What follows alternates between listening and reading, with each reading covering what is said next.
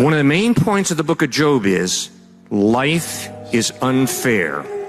God is fair. Don't get the two mixed up.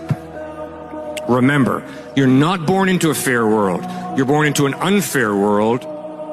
When you suffer, don't blame God. It's not God's doing. When God became a human being, he had a really cushy, comfortable life, didn't he? No. He was poor. He was kicked around.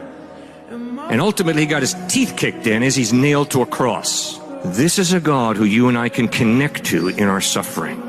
And a Christianity that says, oh no, it's all a cushy existence. Believe in Jesus and you'll be healthy and wealthy. Really? Wait a second, I thought I'm following someone who got nailed to a cross. That's right. That's not very cushy.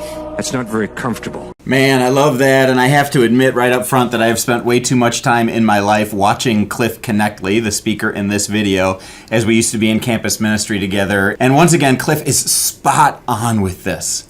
You know, God never promised us a life of luxury. In fact, Jesus promised us the opposite. He said, "In this world you will have tribulation, but be of good cheer, for I have overcome the world."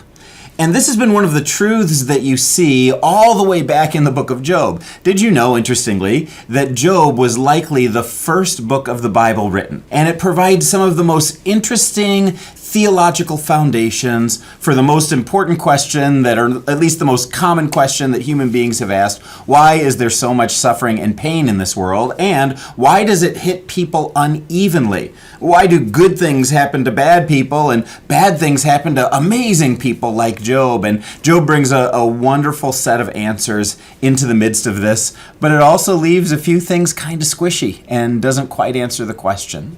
Job's an amazing model of somebody who decides not to curse God and to continue to live for him in trust and faith, even though the evidence all around him is that his world is crumbling. One of the things that happens right in the midst of the middle of Job, it talks about how there is an advocate for Job in heaven.